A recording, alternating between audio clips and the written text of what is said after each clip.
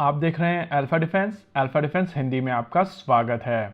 आज के इस वीडियो में हम लोग बात करेंगे एडवांस मीडियम कॉम्बैट एयरक्राफ्ट यानी कि एमका के बारे में। रिसेंटली टर्की ने अपना 5th generation fighter aircraft TFX को रोल आउट किया है और उसके बाद से ये क्वेश्चन कंटिन्यूअसली निकल कर आ रहा है कि भारत के AMCA प्रोग्राम का क्या चल रहा है। देखिए, इस समय इंडिया में एक चीज मानकर चली जा रही है कि अगर आपको डिफेंस में काफी तेजी से काम करना है तो ये काम प्राइवेट सेक्टर कंपनी ही कर सकती है, क्योंकि पब्लिक सेक्टर कंपनीज में कुछ भी मूव करने के लिए आपको ब्यूरोक्रेसी के थ्रू जाना पड़ता है और भारत में ब्यूरोक्रेसी का मतलब है डिले। इसी चीज को देखते हुए AMCA प्रोग्राम में एक स्पेशल पर्पस व्हीकल बनाया जा रहा था और ये SPV DRDO के लैब आडा से डिजाइन लेगा और HAL से इंफ्रास्ट्रक्चर लेकर इस फाइटर जेट एयरक्राफ्ट को भारत में बनाने वाला था। लेकिन पिछले कुछ समय से इस स्पेशल पर्पस व्हीकल को लेकर गवर्नमेंट ऑफ इंडिया की तरफ से बहुत सारी कोशिश के बावजूद किसी भी कंपनी की तरफ से इसमें कोई इंटरेस्ट नहीं दिखाया गया है और चीजें यहीं पर लटकी हुई हैं। बहुत सारे लोगों की तरफ से अलग अलग तरीके की कॉन्स्पिरेसी थ्योरी निकाली जा रही है कि ये चीज पेंडिंग है, वो चीज पेंडिंग है,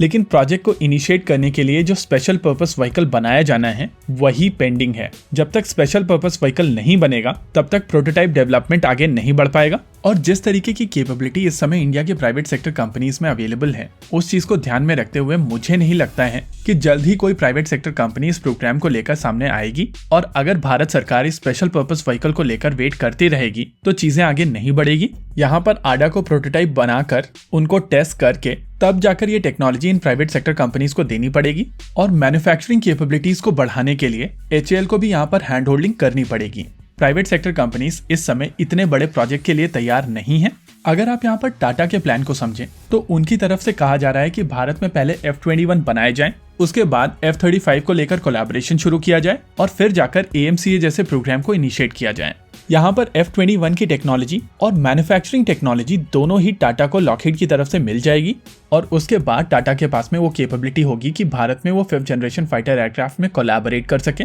कुछ इसी तरीके का ऑप्शन रिलायंस की तरफ से भी दासो एविएशन के रफाल को लेकर दिया जा रहा है। यानी कि यहाँ पर SPV का जो फ्यूचर है वो काफी हद तक MRFA के साथ में जुड़ा हुआ है और इसी वजह से इस समय भारत सरकार के लिए जरूरी है कि वो यहाँ पर एक कट ऑफ टाइमलाइन लगाएं और अगर इस कट ऑफ टाइमलाइन तक कोई भी प्राइवेट सेक्टर कंपनी सामने नहीं आती है तो भारत सरकार की ही कंपनीज जैसे कि HAL, BEL और आडा मिलकर जिस तरीके से तेजस प्रोग्राम के ऊपर काम की थी उसी तरीके से आमका को लेकर आगे बढ़े। नेचुरली इस प्रोसेस में थोड़ा और समय लगेगा क्योंकि यहाँ पर ब्यूरोक्रेसी इन्वॉल्व हो जाएगी, लेकिन कम से कम चीजें आगे बढ़ेंगी क्योंकि जिस तरीके से SPV को लेकर भारत सरकार ने वेट करते हुए इतना समय निकाल दिया है उसको देखते हुए और डिले चीजों को बहुत ज्यादा डिले कर देगी और भारत के पास में बहुत ज्यादा ऑप्शंस नहीं बचेंगे। देखिए, नॉर्मली जब भी हम लोग इन प्रोजेक्ट्स के बारे में बात करते हैं तो हम लोग केवल DRDO और HAL जैसी ऑर्गेनाइजेशंस के बारे में बात करते हैं, लेकिन हम लोग कभी भी funding, diplomatic hurdles, various approvals के बारे में बातचीत नहीं करते हैं।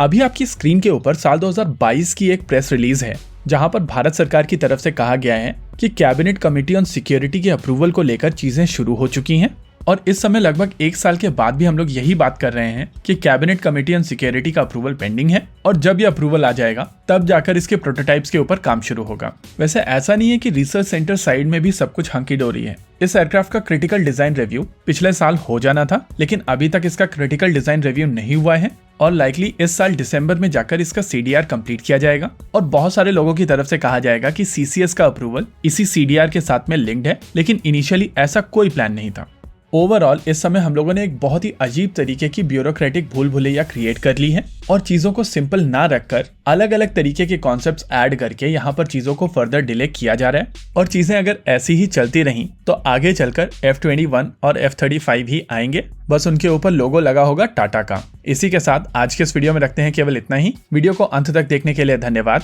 देखते रहिए अल्फा डिफेंस। जय हिंद।